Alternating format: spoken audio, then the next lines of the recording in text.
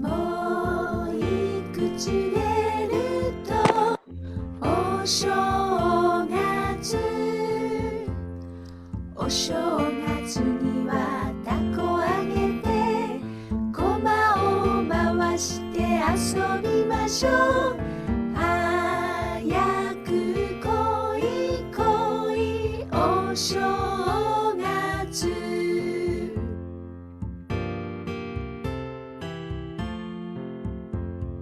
もういくつれるとお正月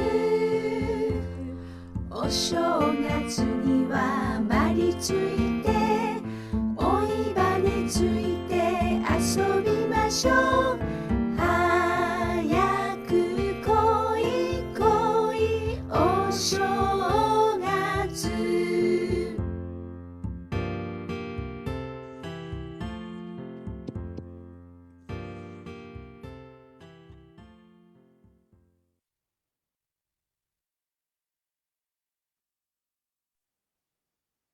明けましておめでとうございます。Happy New Year and welcome to San Francisco Japantown's 50th annual Oshogatsu Matsuri, celebrating the Year of the Ox. My name is Erica, and along with Dean, we'll be your MCs for today's festivities.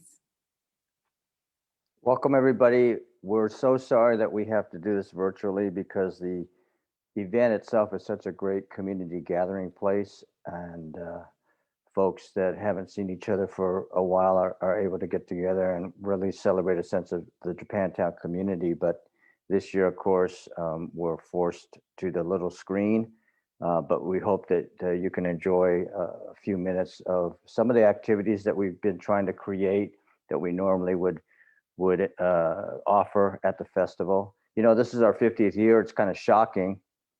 Erica, I don't even think you were born yet, but so of course I was in elementary school when they started, but in the 1970s, you know, the J-Town community was vibrant with a lot of community service organizations, nonprofits, and of course the old time churches of the Japanese community. But the festival, I think, began as an idea of the Japantown Art and Media Workshop to bring people together for the New Year's. And it is, you'll see, a combination of what it is to be Japanese American in a Japanese American community, a blending of different generations and kind of different cultures.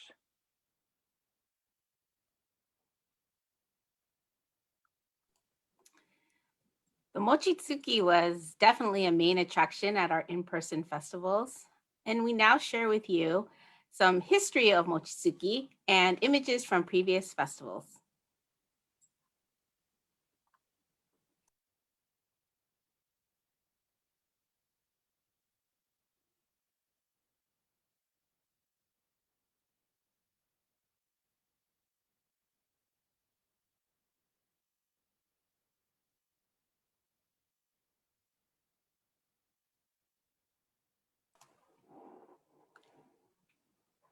So bear with us as we have some technical difficulties getting that video up.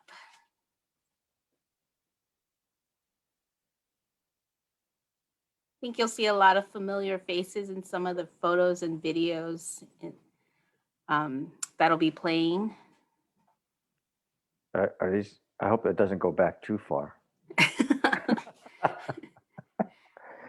So we used to have this festival on the street, on Laguna Street, outside of Concord Church. It used to be a street festival in the New Year, and then we also had it on Octavia using the Buddhist temple, gym, and what was Morningstar School. Oh, it looks like we're ready. Here we go. There you go. Mochitsuki is an important part of the New Year's celebration in Japan, bringing family and community together to share best wishes to one another for good health in the coming year. Mochi means rice cake, and tsuki means to pound or hit. The Mochitsuki has been an integral part of the Oshogatsu Festival since its inception some 45 years ago.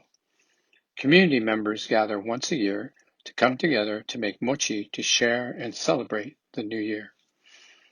During Mochitsuki, mochi gome, sweet rice, is pounded with a huge wooden mallet hammers called kine in a traditional mortar called an usu.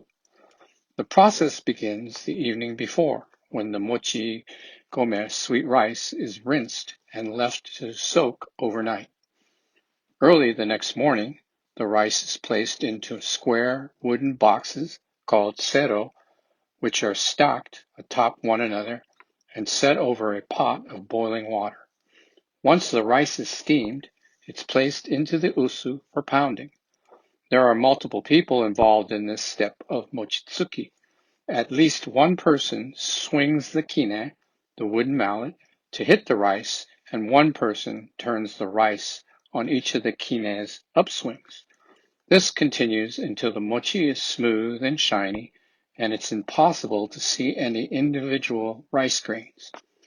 When the rice has reached the right consistency, the mochi is taken out of the usu and placed on a tray coated with mochiko, a sweet rice flour, in order to make the sticky mochi easier to handle. Someone will pinch off the pieces of the mochi for others to form into a flattened bun-shaped stuffed with sweet red bean paste called onko or powdered with soybean called kinako. The mochi is then left to cool, after which it's ready to be shared and eaten.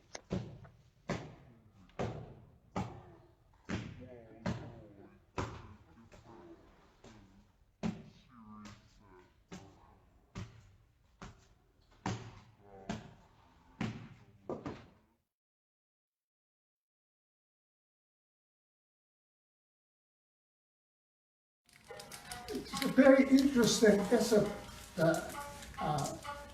America, they ask best rice, send us to United States. Japanese, they thought best rice is the mochigome. But mochigome you cook wet. so American was made. This is not the best. You know, those days was a misunderstanding that. But also mochigome making more time and more less crop. So mochigome normally more expensive than regular short grain rice. But the cultural misunderstanding, you know, is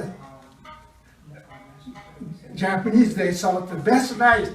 They asking, okay, we're gonna send the mochigome.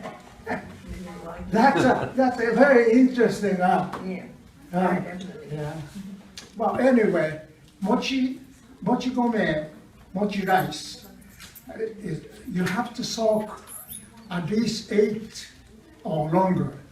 Depends on new crop time, probably less than later, August or September. Okay, but. Mochi rice have to soak mostly overnight. It's the best result. Then when you cook, you have to drain well that rice. Then put the steamer. Then normally, normal steam coming up take at least 30 minutes. Then, when you take a rice and a pitch like this and smash well, then cook well. But if touch still hot, that's not enough steam. Even 30 minutes, maybe not. Then also why we use wood frame. Why? Because metal steamer gonna burn the side. So that's why wood frame, you know, steamer is the best. And olden day, we don't know that nylon net. We use nylon net today. We don't lose anything. Olden day, all the rice thick with a wood frame, and we have to wash it each time, lose a lot of rice. Even one day, about the half sack of rice may be drained out. So today, we soak the 10 pounds of rice. Probably you can make 15 to 16 pounds of mochi, okay? And also, very interesting, we have a round mochi or square mochi. And normally square mochi came from Tokyo area, we call Kanto.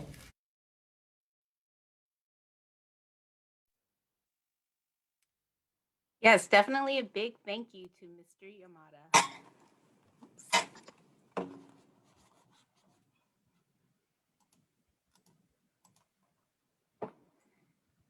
And definitely the many volunteers over the years that keep the mochitsuki tradition alive.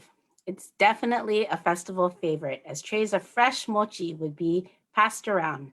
My favorite was always the kinako, or soybean powder, that lightly dusted the outside of the warm mochi. Some of the mochi would be used in ozoni, a Japanese soup usually eaten on New Year's Day that would be made fresh at the festival. Today, you're in store for a special treat. Dean will be sharing his recipe for making delicious ozoni. So, I mean, you might think that this program and our festival is kind of food centric, but really it actually is. I mean, it's all about the food for us, especially in a community festival. And, people are probably thinking, well, are you trying to tell us what is going on in Japan at New Year's, or is this a J-Town thing? Well, this really is not strictly a strictly Japanese historical cultural tour type of festival. This is a festival that was developed by senseis in J-Town at a time where we were very much advocating for our rights as Asian Americans and studying about the history of Japanese Americans in America. And so in the 70s, one aspect of that advocacy was to start to develop community service organizations and also to express artistic expressions, including silk screening, which we'll hear about later. And the festivals, whether it's the Nihonmachi Street Fair or the Oshogatsu Festival, kind of grew out of that need, that drive to have an identity as a community and to have pride in some of the cultural traditions that we're touching on today. So, it's not exactly Japanese and it's not American. It's like we were saying, a blend of those two kind of cultures. We talk a lot about mochi today. It's not that we love mochi, although some of us, live off of mochi and we look like, roly-poly kind of folks after a while. But mochi is pretty significant in the New Year's traditions. Just to touch on some of the other cultural traditions that we still kind of carry with us today. The New Year's is the biggest holiday in Japan, and for many Japanese American families, it's the biggest holiday in the U.S. Some of us might think about Christmas, but then there's a large segment of the JA community that is not Christian. Of course, we celebrate Christmas, but New Year's is also a time for all of our families to get together and, of course, focus on the food. Today, we're going to kind of talk about ozoni, which is a mochi soup, but typically on New Year's Eve, if you're not out partying around midnight, traditionally we eat soba, which is to usher in the new year and kind of wish everyone good luck. It's kind of a traditional New Year's Eve meal. Typically, and I'm not sure we actually practice this in my family, but you're supposed to spend most of December cleaning up your homes, your places of work, your schools, and also trying to get rid of most of your obligations and debts so that you can move into the new year starting fresh. eat. I'm not sure that we're really into that cleaning thing that much, but we should be. We should be. So some of the other kind of traditional activities, of course, include a lot of religious and strictly cultural activities that happen for the new year. But in the U.S., the Japanese American community kind of took on Oshogatsu as its own, and people prepare osechi or kind of traditional New Year's food for their families. I know that in certain communities, people travel from house to house to visit, to wish friends and family New Year's greetings, and also, of course, to eat, so that it's kind of like a roving potluck celebration in some communities. Today, I'm gonna just real quickly go over what we do at the festival when it's live. And for many years, we've provided ozoni as a means of celebrating the new year. Ozoni is a traditional breakfast or first meal type of dish for the New Year's. You know, my family, for example, must have that mochi soup first thing on New Year's Day, even if some of us get up at noon or 1 o'clock. So the recipes are varied. I understand in Japan that every city, every region has its own type of recipe. The recipe that we've developed, it's not mine, but it's kind of developed over the years. It started with Sachs Kitashima, kind of a legendary woman in Japantown. And we've kind of worked together. I used to argue with Sachs a lot over this recipe, just like I argued with my grandmother over recipes, but this is really her recipe. And the feature here is that we start with, like any traditional dashi, you get some real kombu and the katsuobushi, the bonita flakes, and make the dashi from scratch. For about a quart of water, you need about an ounce or 2 ounces of kombu and an ounce to 2 ounces of katsuobushi, the bonita flakes. You heat up the kombu in cold water. Do not boil it. It kind of gets a little strange taste if you boil a kombu. Bring it up to almost a boil and simmer it, so to speak, without boiling for, you know, maybe 5 to 10 minutes. If it looks like it's getting too hot, add more cold water. The same with, after you take the kombu out, then add your bonita flakes, your katsuobushi, and let that go for 3 to 5 minutes, and then use a type of strainer to get the flakes out. Some people like to throw it through a filter or whatever, but I don't think a few little flakes left in the pot are that much of a problem. Typically, you know, after that, you add whatever ingredients, condiments that you want into the soup. Today we're using nappa. You all know nappa, right? Kamaboko, which is steamed fish cake, and then some green onions. And I like to put that in there so it kind of cooks up a little bit before we add it to the mochi. My family likes to broil fresh mochi so that there's a little crust on top. Some people in my family, for some reason, even like it a little burnt. At the festival, we roast it in the oven, and we use fresh mochi from Benkyo-do. The best mochi is from Benkyo-do. If you ever are in Japantown, you should drop by there for the pastries. At New Year's, you get mochi fresh. There's nothing like it. But you know, now that we're close to the end of the month, we had to freeze it. So after you freeze it, you can microwave it. Not as good, but still better than the stuff that you buy in blocks that's vacuum packed in the store. So I microwave the mochi, just add it to your bowls, and when the broth is, when your ingredients are cooked enough, don't overcook it, but when they're cooked enough, just add it to your bowls with the mochi and enjoy. That's a kind of a streamlined version next year, hopefully we'll all get together and try out the variations of the recipe. I'm sorry, I forgot to mention the most important ingredient, chicken broth. So this is a little bit unique to us. We add chicken broth to the dashi, which is about maybe about 3-to-1 ratio of dashi to chicken broth. And the second most important ingredient is the sake, which we usually try to drink while we're making the ozoni. This is sake from Gunma, where my grandmother was from in Japan. So you might add salt or shoyu or a little bit of mirin if you need it a little saltier or a little sweeter. You adjust that to your taste. Mirin is, of course, a sweet cooking sake, and you know what shoyu is.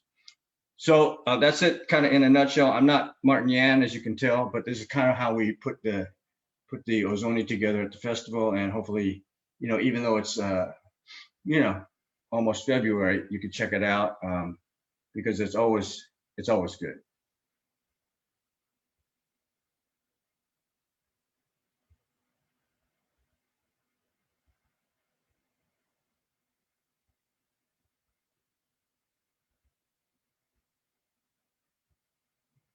We're going to move on next to our next segment, which is kind of some of the scenes of past Oshogatsus.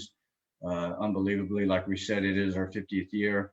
Of course, I'm not sure that we had cameras invented yet back in the day when we started, but certainly there were no smartphones and there was no internet, if you can believe that. So we did our best to bring some old photos together, and I think we're about to show you a slideshow of some of the past years.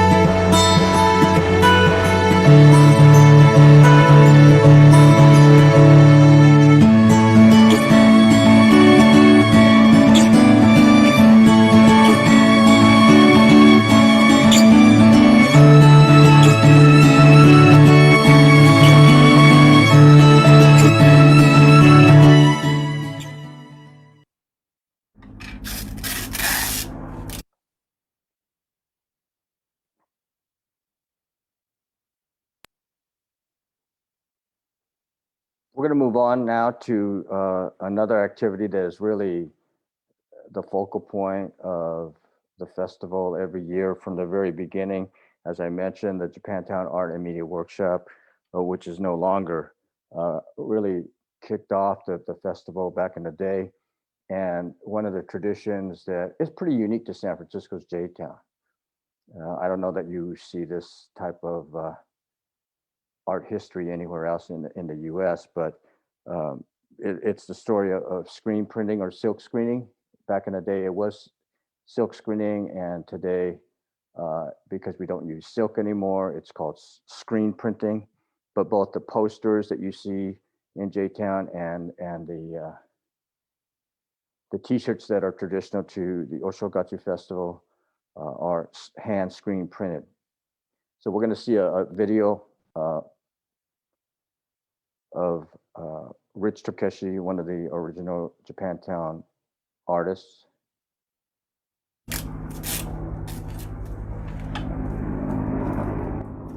So screen printing originated in China's Song Dynasty around the year 1000. And at that time, of course, silk was used to stretch across the frame, and colored ink was pushed through the stretched silk. And that's why it became known as silk screening. In the US, it was made popular in the 60s by artists such as Andy Warhol, who silk screened colorful images, including those images that are pretty famous of Marilyn Monroe and the Campbell soup cans. And as I mentioned, recently the silk has been replaced by polyester. So Rich here is using a polyester screen, but the original designs are from past years of the festival. In the 70s, silk screening or screen printing was an essential part of all community events. It was not just art, but a mix of politics, community pride, Asian American identity, and community services. So every event had to have a silk screen poster. And many of those posters are housed at the National Japanese American Historical Society. The t-shirt screen printing at the festival was started in the early 1980s. Chinese zodiac animal images were printed for free, and we still do that on t-shirts.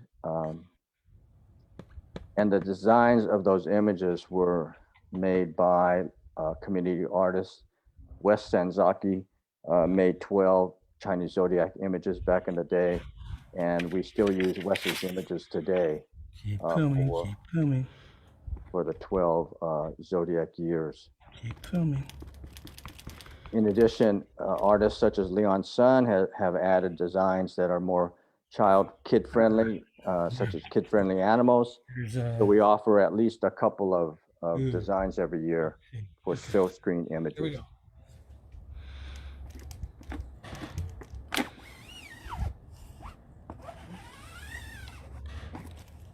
So Rich was taping up the screen to get it ready for printing, and now he's pulling the ink across the screen, and the screen is blocked by the image so that only certain ink goes through, and there's the image that Rich has printed for this year. Okay. Wes Sanzaki's Year of the Ox image.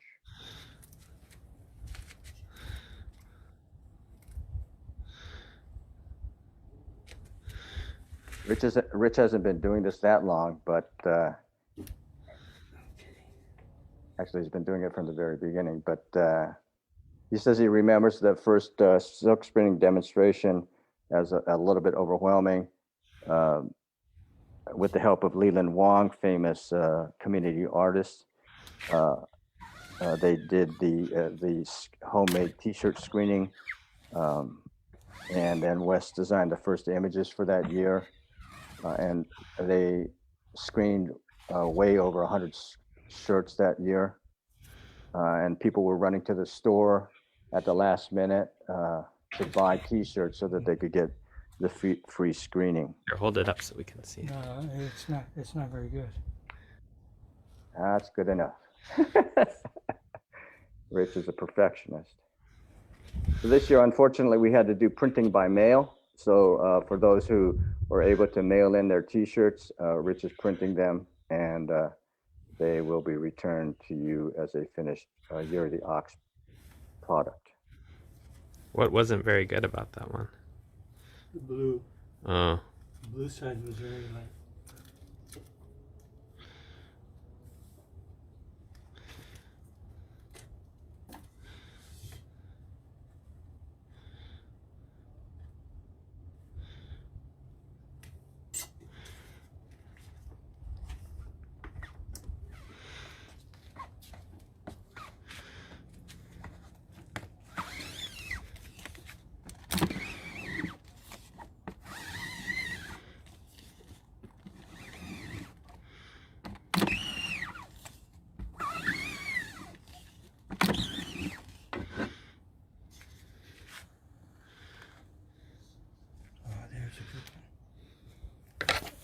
This one.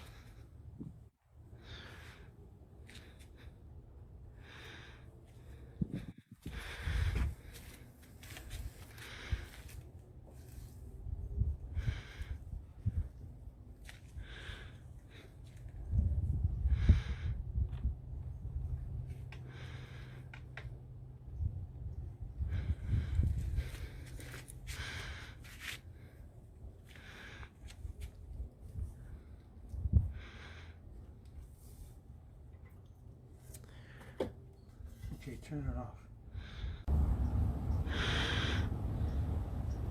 Richard's being assisted by his son Ty, and over the years, he thinks that they've printed way over 3,000 shirts at the festival.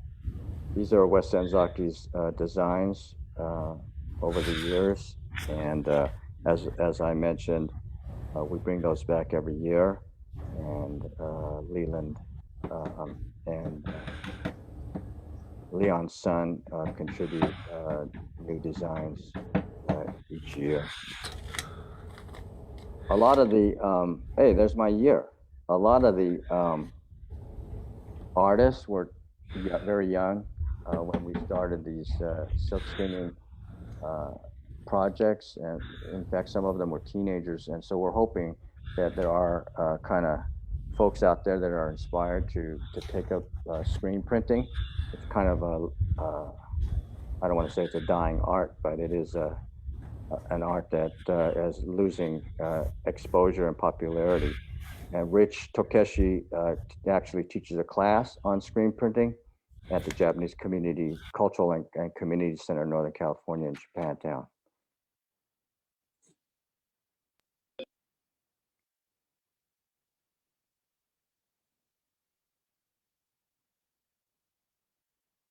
Now I think we're going to see a few more images of the Oshogatsu posters over the years. These are pretty classic posters, and we kind of ask you not to reproduce these images. These are original works of art that are housed at the National Japanese American Historical Society.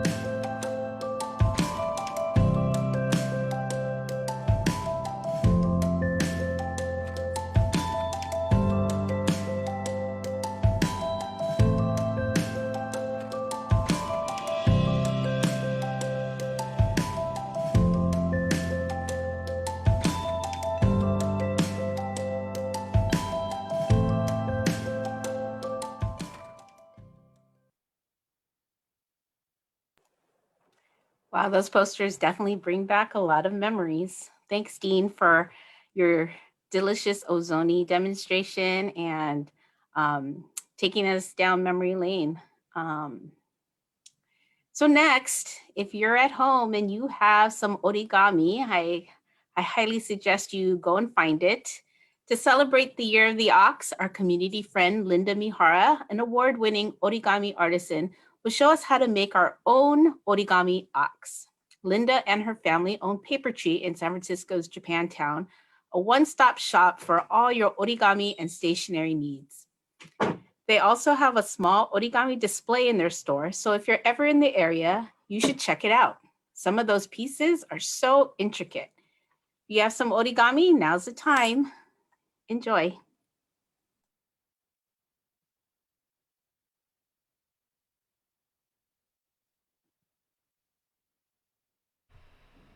Hi, I'm Linda Mihara, and I'm here at the Paper Tree in San Francisco's Japantown, here to show you a really cool model for 2021, which is the Year of the Ox, and it's my cute little origami ox.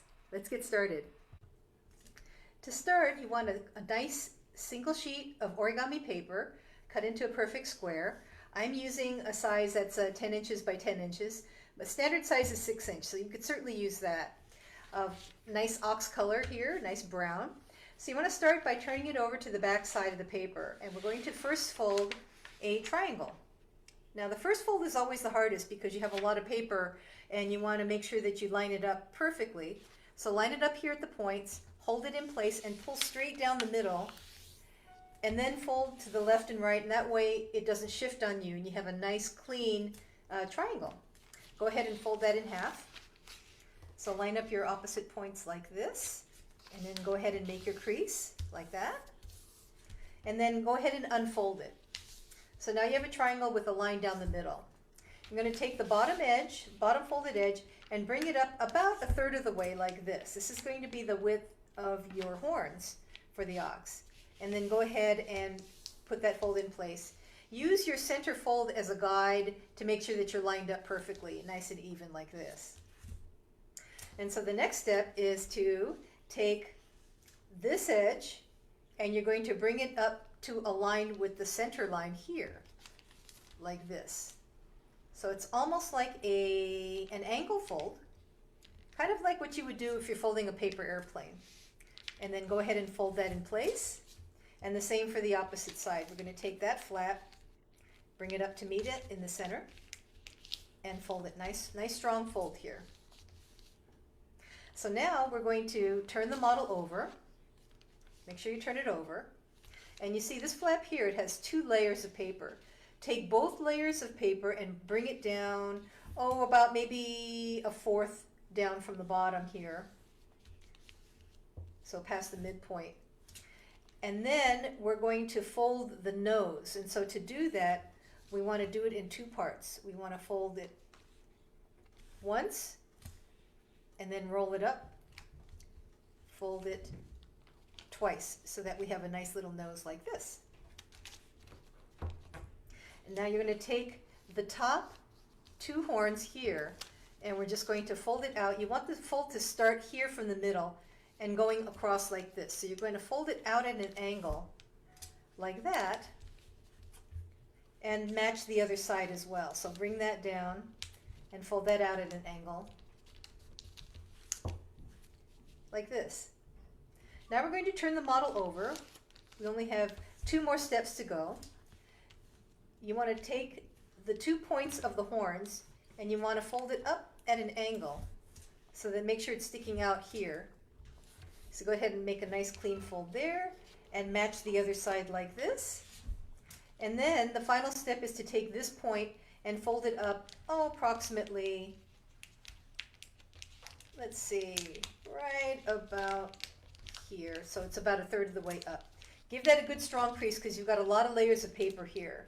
And so now you are done. Turn the model over and here's your ox. The only thing that's missing are some eyes. So you can certainly go ahead and take a pen and make some eyes there, like I did with this model here. And then this flap here that you've created is a stand. So he'll stand nicely on your desk or your table. So thank you for joining me for this class on the origami ox, and Happy New Year. Thank you so much, Linda. That was awesome. Hope you guys got to make it at home. Next up in our program, we have another special treat for you. They're always a festival favorite. Yosakoi is a unique style of dance that originated in Japan and that is performed at festivals and events all over the country. Ito Yosakoi is San Francisco Japantown's Yosakoi dance team that was founded in January of 2017 to promote Yosakoi as a cultural art and support the Japanese American community through dance. Up next is Ito Yosakoi.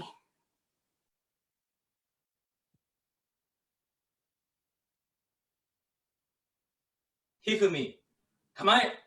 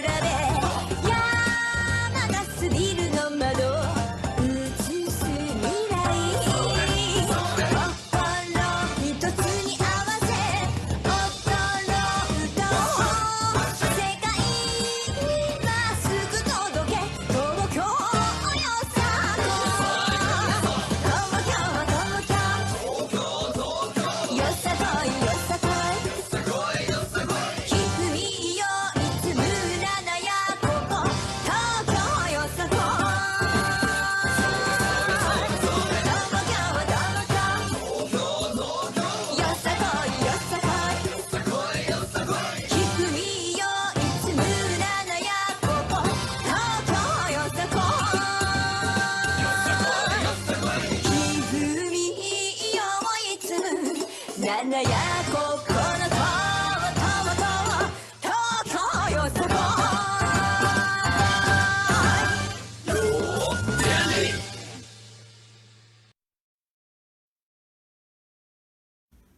Hello, we are Ito Yosakoi, a Yosakoi dance program at the center.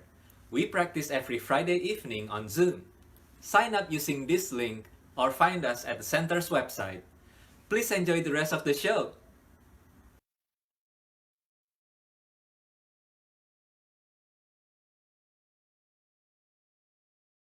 Heiwa for you and me. Kamae! Yo,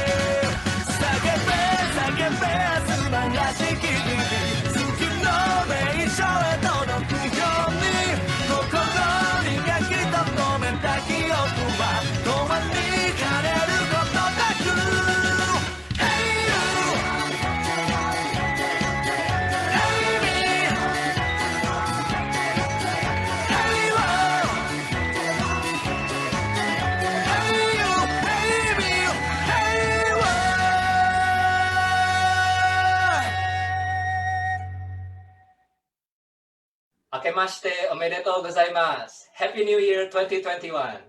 ありがとうございました。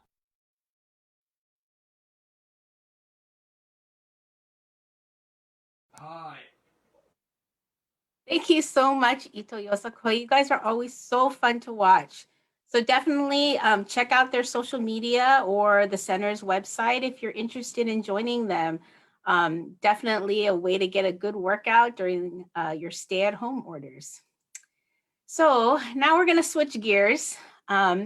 We have a special Japanese calligraphy demonstration by Kawahatsu Sensei of the Konko Church of San Francisco.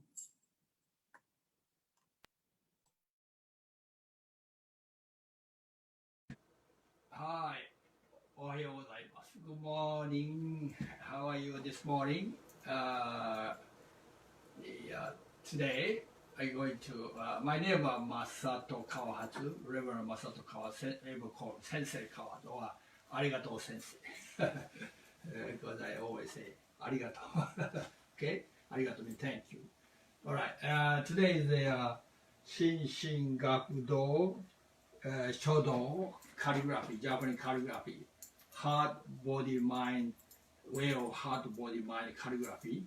And so the calligraphy originally from China, came to Japan, and since I came from Japan to here, so I share my calligraphy Japanese culture with American people. I have a class, and so this all my student sent they wrote a card to send me. So the patient, this a New Year card and a kansha appreciation. This this is the cow. This year the year of the cow. So the shodo calligraphy is good for when I in elementary school Japan, 4th grade to 6th grade, everybody take class every week. So I have to be quiet. So almost like a meditation. I don't like it, but now I'm teaching calligraphy. So yeah, so this you learn by calligraphy. Realize find out yourself, through writing. So especially I explain meaning behind. Each character has a meaning. So this is a brush, regular brush. This is a big brush, and I have also small brush. Okay, and then I try to show you some character. This is this is what I look like. This is a mountain. So mountain, Japanese called yama.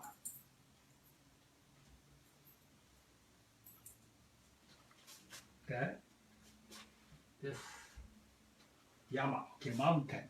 Okay, look like December, huh? So how about this? How about it look like? This is a river, kawa, huh? Kawa, that's a go like this. Kawa, this is a river. So Kawa, my name Kawahatsu. Beginning of river, that's my name, Kawahatsu. Okay, so okay, so you can resemble, you can see, but something you cannot see, like a patient, patient Japanese knee. Okay, this is a knife. This is a knife, okay, and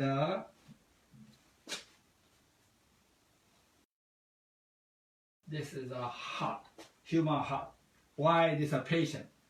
This is a patient.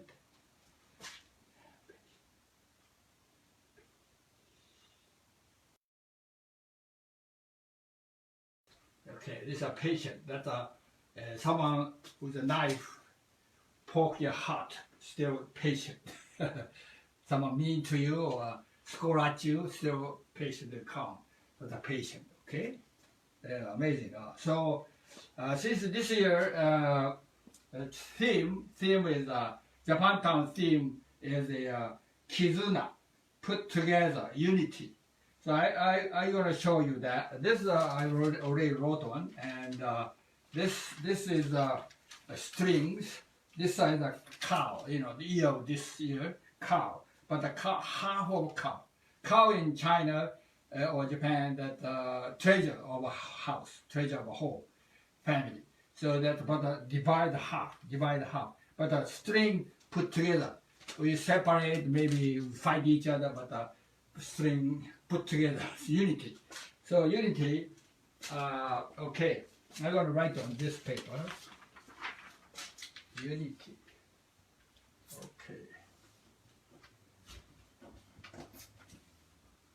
Okay. Okay, unity.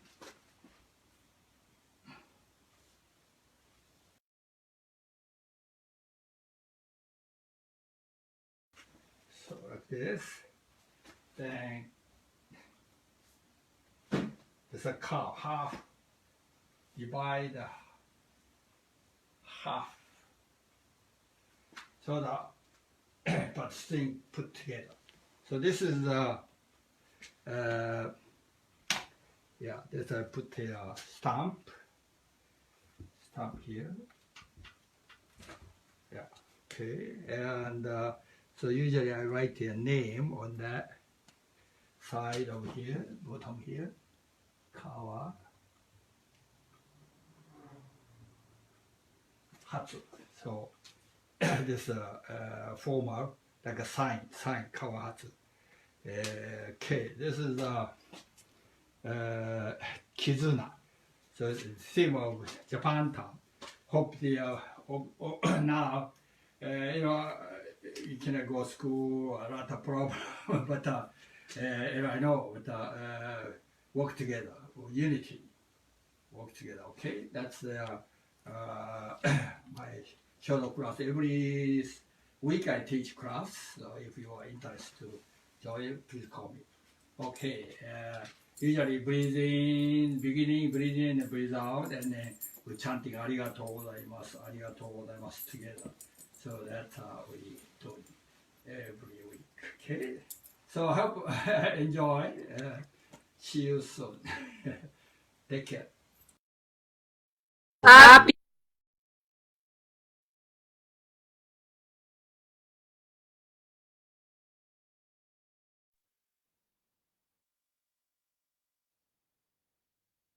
Arigatou gozaimasu, Kawahatsu Sensei. Thank you for your beautiful shodo demonstration of Kizuna. We all are wishing for unity in this new year. Next up, we have community cousins Ricky and Tomi Ejima and Charlene Tonai Din with a cute Year of the Ox children's craft using materials you might have around the house. Happy New Year! Akemashite omedetou! Happy New Year, everyone! We're representing, doing a craft activity on behalf of API Legal Outreach, and this year is Year of the Ox, so we're gonna do a little ox arts and craft activity with materials from hopefully that you have at home, and if you don't, we have a few other ideas of what you can do. But we'll start off by introducing ourselves and then we'll get into the craft. So my name is Ricky and I use the pronoun she, her. I'm Tomi. I use the pronoun she, her, hers. I'm Charlene and I also use pronoun she, her. Okay, so here's what we're making today. The contrast. Little ox. Yeah, on the grass. Yeah. Okay. And so we didn't have a toilet paper roll, which is what you could easily use to make the base, like Charlene is holding up. But we used cardstock, actually. Or actually we used a note card, since it can be really short. So now Tomi and Charlene are gonna take us through all the materials that you need for today's activity. Yeah, so as Ricky mentioned, you'll need a toilet paper roll or cardstock, tape or glue stick of any kind, scissors, and pen or marker, and colored paper of any kind, or you could use regular white paper and color it with like a colored pencil or marker. Yeah. And you can also use, if you have like yarn or friendship brace or like embroidery thread, you could use that for the little hair. Yeah. And the model we're going off of is something we found on Pinterest, and they, instead of, here, let's try and improve the contrast. And instead of these are paper eyes right here, but the model that we saw had really cute googly eyes, like that you glue on. But if you don't have that, that's totally fine. You can just draw some, like Tomi did here, some white paper dots, and then color in the little eyeballs. But yeah, all right. So let's all get started. Okay. So, yeah, you can choose the height of your ox. I'm gonna cut this in half, and if you have 2 people at home, then you can just split this and use it for both people. Yeah. And if you don't have a toilet paper roll, you could take some paper and cut it to whatever length you want, and then just roll it up. And I'm taking a piece of tape.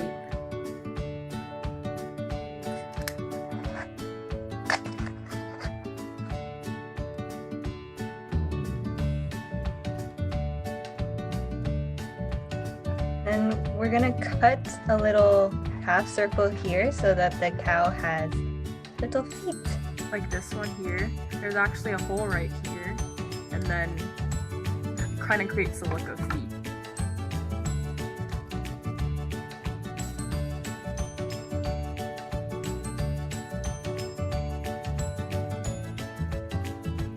Okay, and then next, I'm going to take this marker, and on the sides of the hole that we just cut, I'm going to draw some hooves, kind of like this.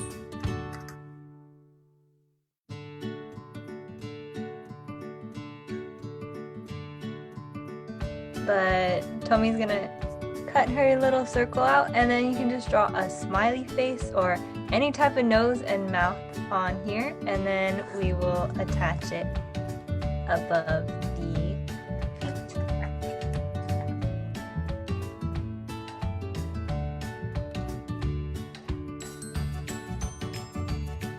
Creative.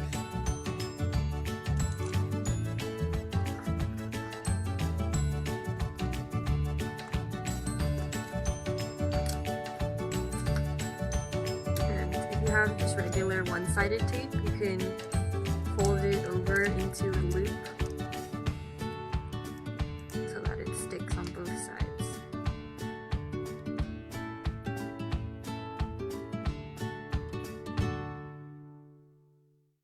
Yes. Okay.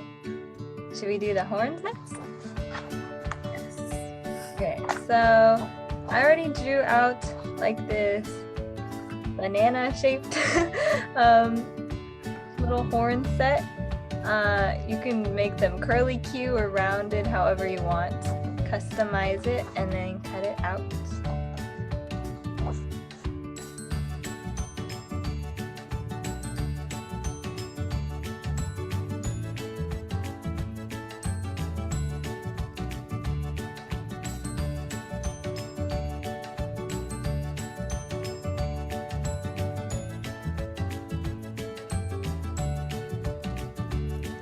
Resize it once you attach it if you want. I'm gonna cut mine down a little.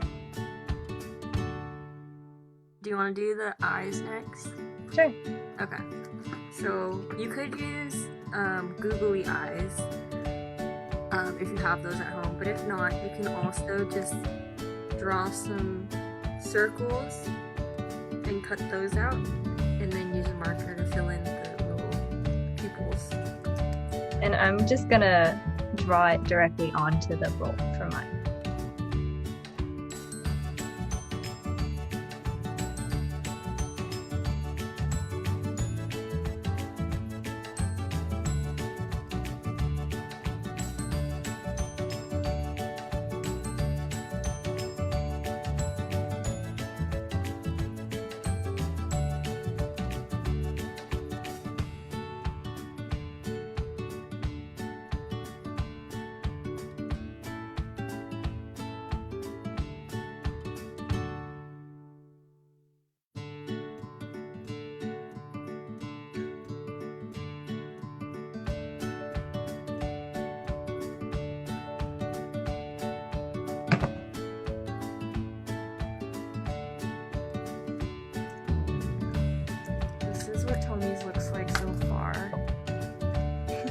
tongue sticking out.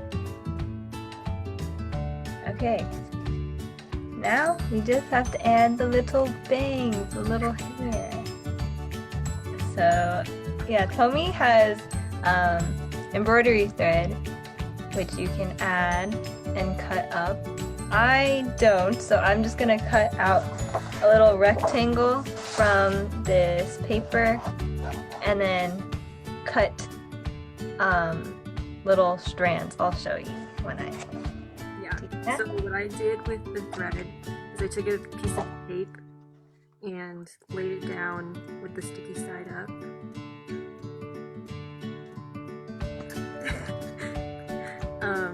And then I cut threads from the embroidery thread. And you want to make them a little bit longer, maybe like double the size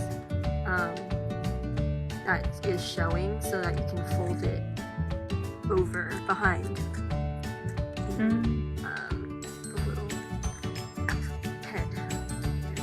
So I cut maybe like 5 pieces. It's up to you. You can also use knitting yarn or any type of string, or if you want to use something of a different texture too.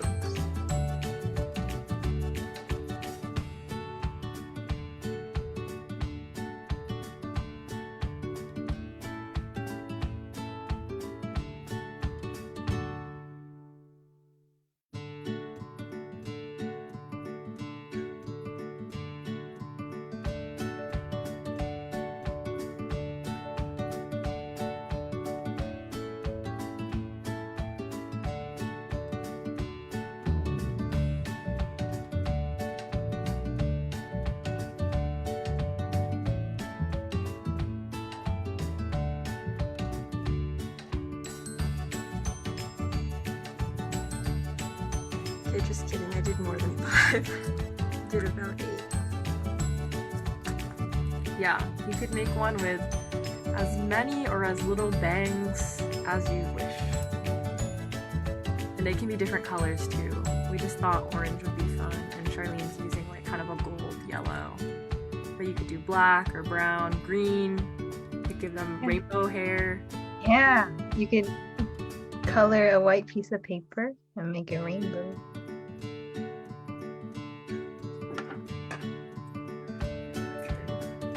A little snip. It's fringe. Look at that fringe. Very cute. Okay, so how I attach it is with the side of tape that doesn't have the yarn. I'm gonna tuck that bit behind that, and then So it's taped on the inside like this. Here are the horns, and it's taped on the inside like this. I'll give it one more little. So Tomi's giving it a little haircut so that this cow or this ox can see.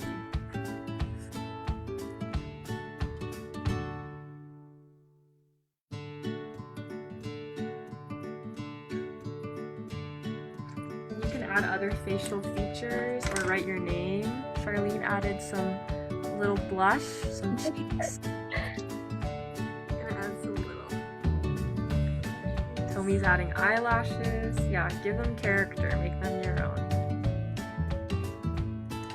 What else? Tail? Oh yeah, you yes. can add a tail. We're gonna do that.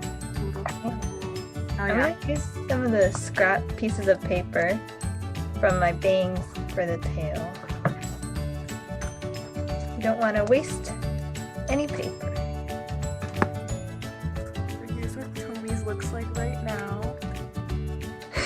Adding freckles and eyelashes. Yes. These two are besties. Maybe this one's the jokester and this one's more serious. I'm just taking some thread and then I'm gonna fold it in half. This tape.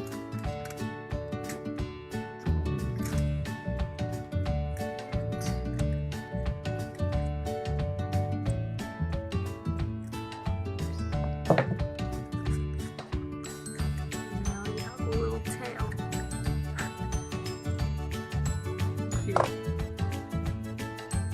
And I just cut a teardrop shape. It's kind of small, but I'm gonna attach it to the tail that I drew. Kawaii. And that is your Oshogatsu arts and crafts. Yay! Thank you for watching. Thanks for watching. We had fun. Be safe, stay well. Bye. Bye bye.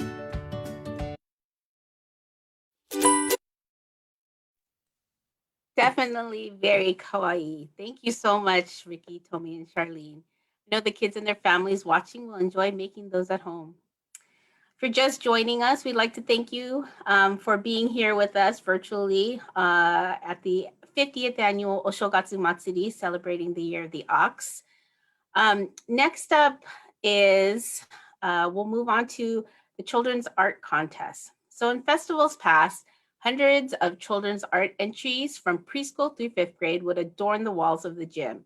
And I'm talking all throughout the gym. As entries were virtual this year, there weren't quite as many, but the artistic talent of the kids who submitted amazed our judging panel. With the theme Year of the Ox, we'll now share 2 videos of the entries. The first being our preschool and kindergarten entries, followed by our 1st through 5th grade entries.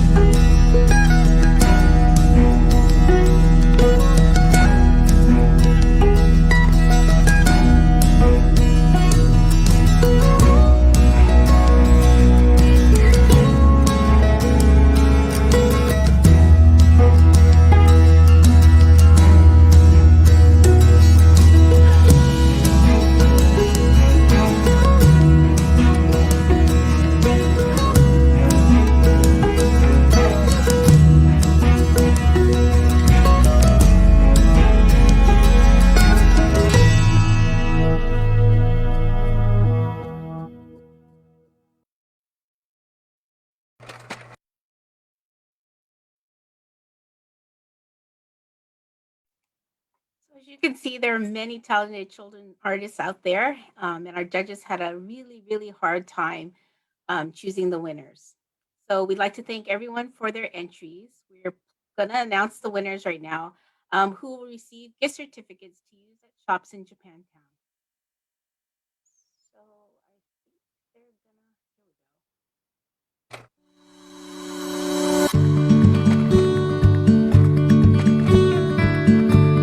we go. First place.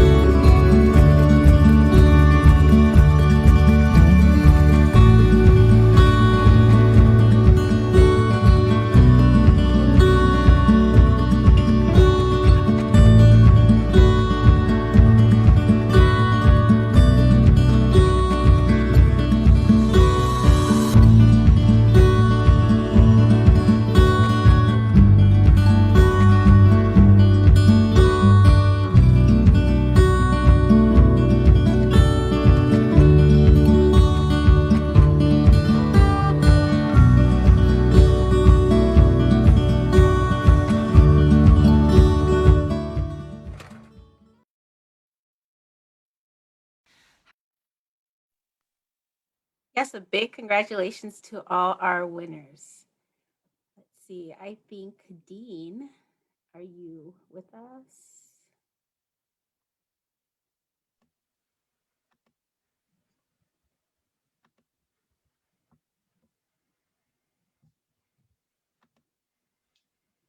Here we go.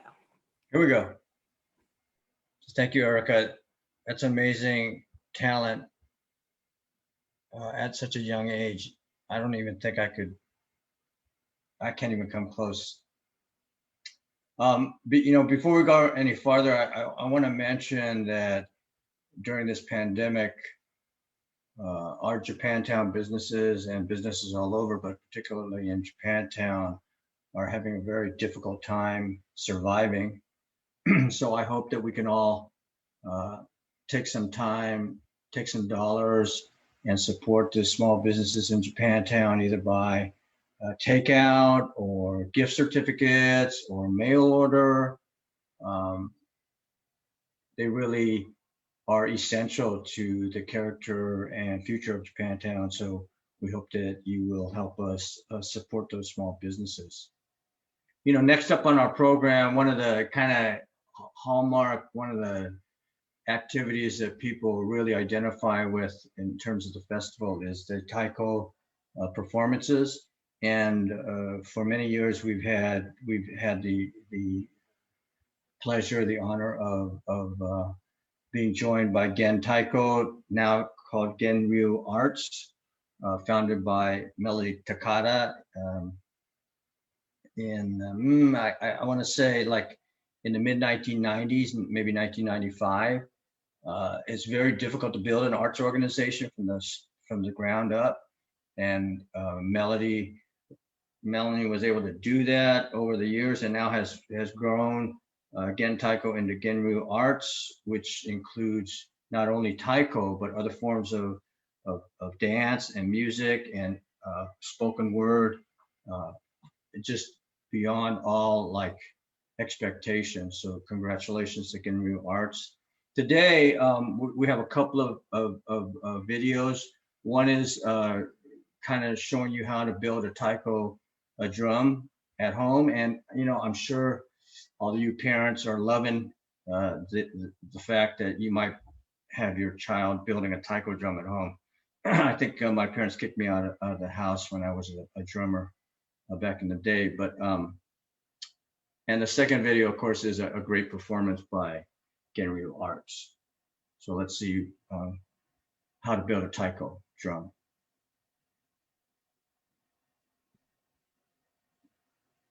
Happy New Year, everyone. My name's Melody Takada. I'm with Genbu Arts, and I'm here to show you how to make your DIY taiko practice drum. Some is used from just what you have around the house, and what is typically made is something like this, out of a bucket. So let's get started. What you need is heavy-duty shipping tape. It's very important that you have a lot of shipping tape. We're going to do several layers on here, and I'll show you that in a second. Excuse me. I just want to show you my experiment on what we get through the mail usually, or Amazon or somewhere that's delivering something. So I tried making one out of a box for the first time. And as you can see, all the layers are gathered in the center here. So that one spot in the center will be nice and thick. And that kind of gives you a place to aim when you hit. And besides using a box, I have some sticks I made out of ohashi, wooden sticks that you get when you have takeout. So next time you're in Japantown, you're getting takeout food, maybe ask them for an extra pair of wooden chopsticks, ohashi, so that you can use shipping tape to wrap them up together so you can make your own short bachis. Inside this one, you can see there's another box inside, and that's to give it some strength on the outside, because we put a lot of pressure on the tape so that we can get at least some kind of sound out of it. This has 2 layers. I would do another layer and then do an exterior around to hold everything together for my box drum. So let's get started on the bucket.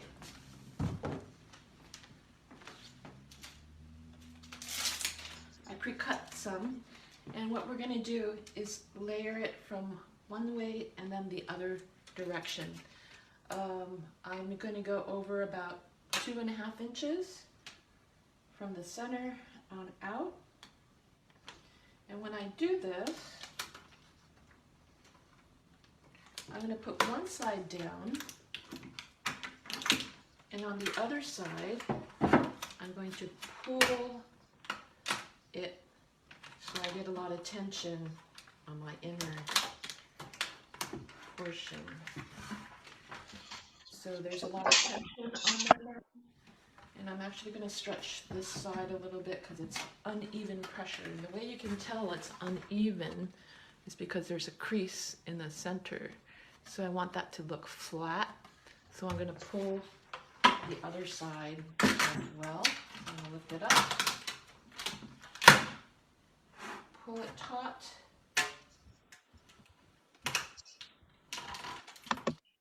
and lay it down. So now it looks very flat. Even has a little sound. That's what you want to have. Okay, so now we're going to lay the next strip down.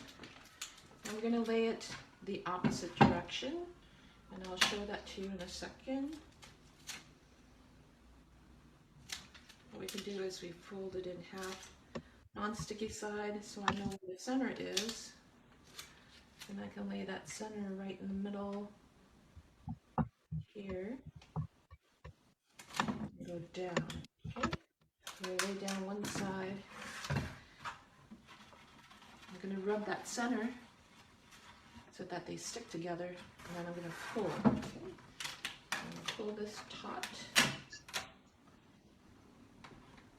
go down, then I'm going to take the other side and do the same.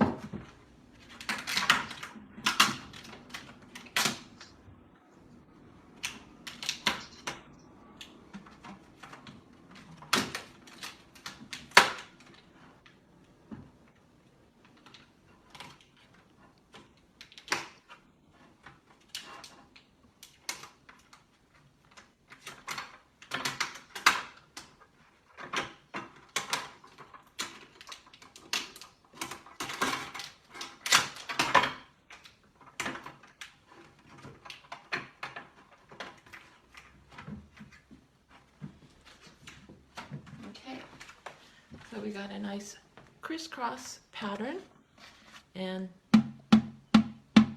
some sound. So now we're going to go along this direction and then that direction. I'm going to keep crisscrossing until all the empty space is filled.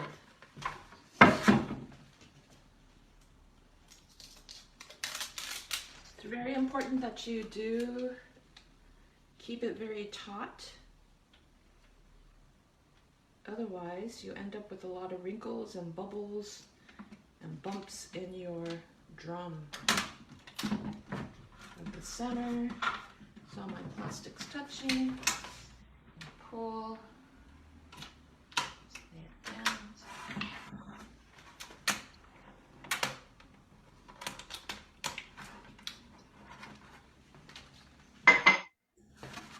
So I got my second layer. I'm getting some wrinkles, so I might want to go back and tighten those.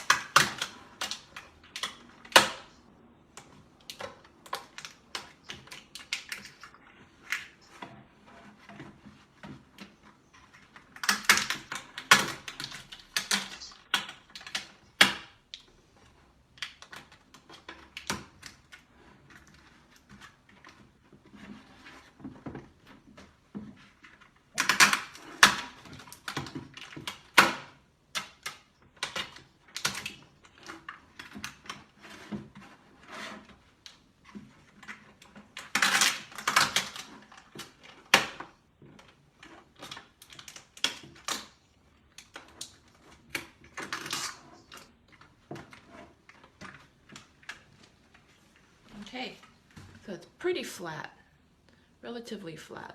I got a little bit of wrinkles here, but it's taut enough, meaning that it is very tight. If you got sound, that means we're headed in the right direction. So we're going to add on our next layer on top of there.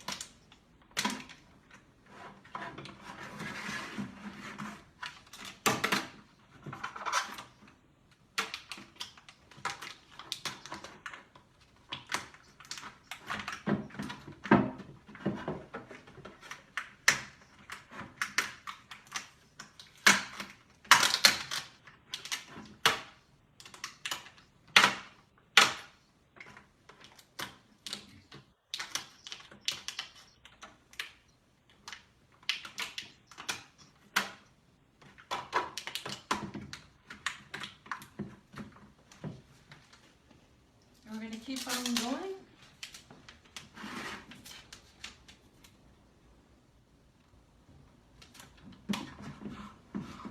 Flatten the middle so plastic doesn't have any bubbles. And pull close to the edge. It's very taut. Going down.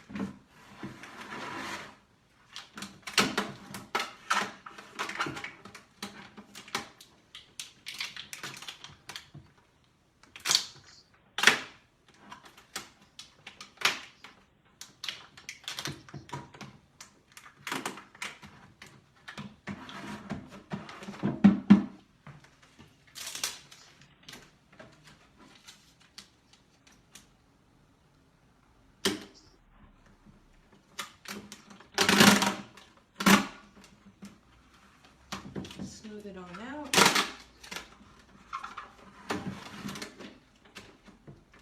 And pulling taut at the edge.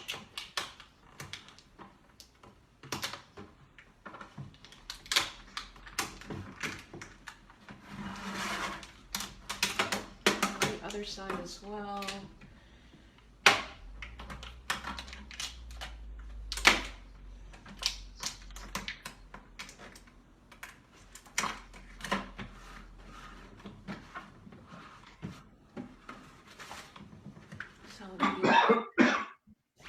You can see that we're getting a pretty nice consistent pattern all the way around, and eventually we'll have that nice circle in the center that'll be nice and tough so it can take the hits with your sticks.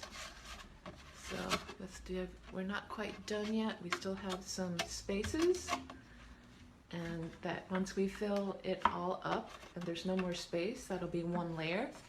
And what you want to do is do several layers, as I did here. This is 2 layers. I'll be doing one more layer and then doing an edging. So an edging be something like this. Take the tape and I'm going to go around, and I'm going to put down my sides so that way it folds down nice and neat here and on the edge going around. As you can see, the tension from putting the tape on has bent the cardboard. That's why I have the other cardboard inside there. I could have brought that cardboard just a little bit more forward, but I didn't want it to have it too close to the end, otherwise it'll start to rattle and hit both as this starts to get soft. So it's pretty tight. Okay, hope you enjoyed making this drum. If you have any questions, go ahead and send it to our website at info@ganduarts.org and I will respond. I will also be posting pictures on how this one was made. So if you want to make this kind of drum, you can do that too, because this would be something that's laying around for sure. Okay, thank you. Have a great new year. Looking for some positive output this year. Take care.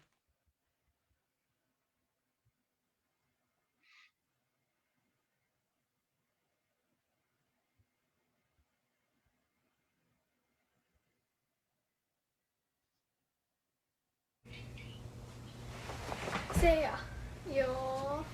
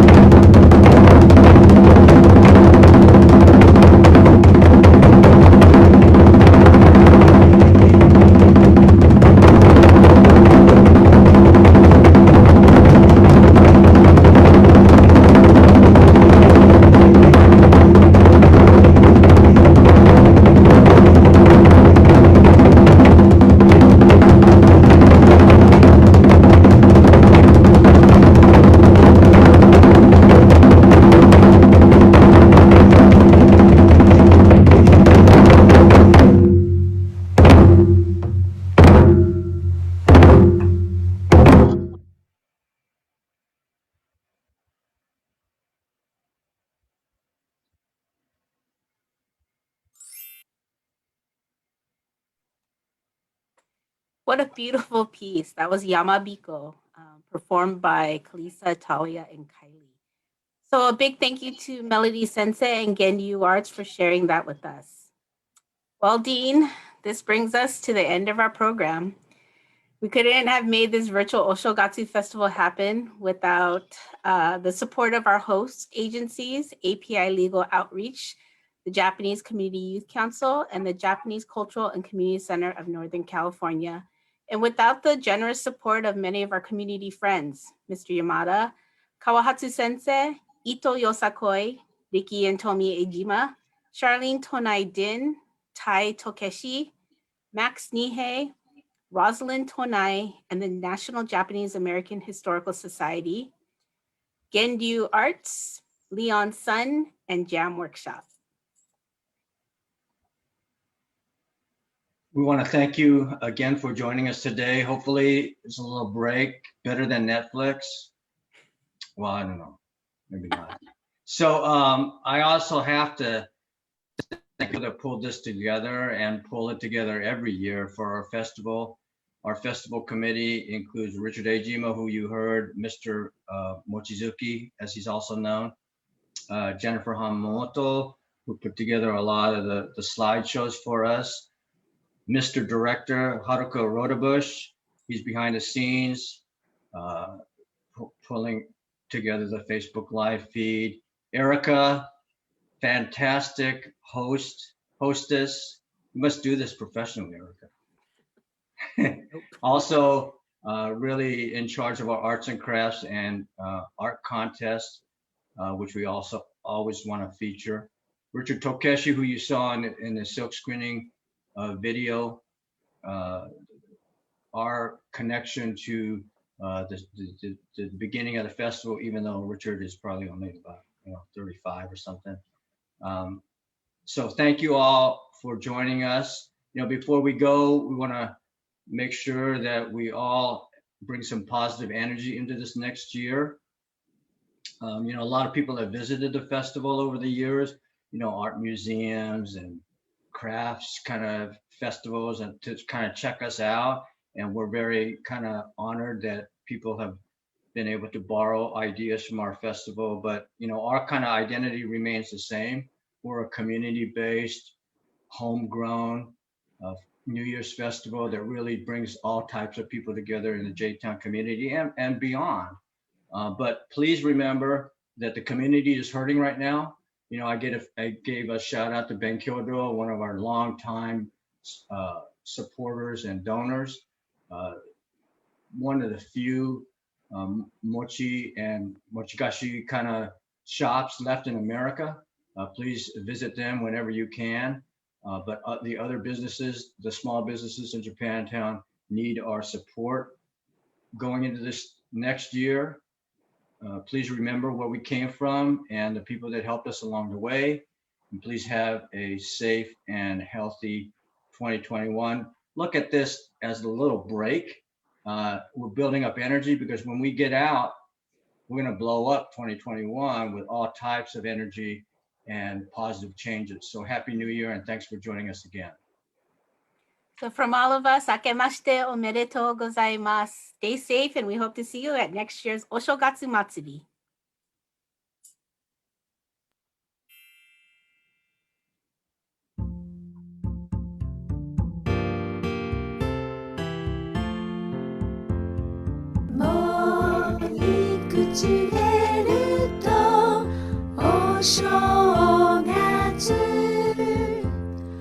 お正月には凧あげて駒を回して遊びましょう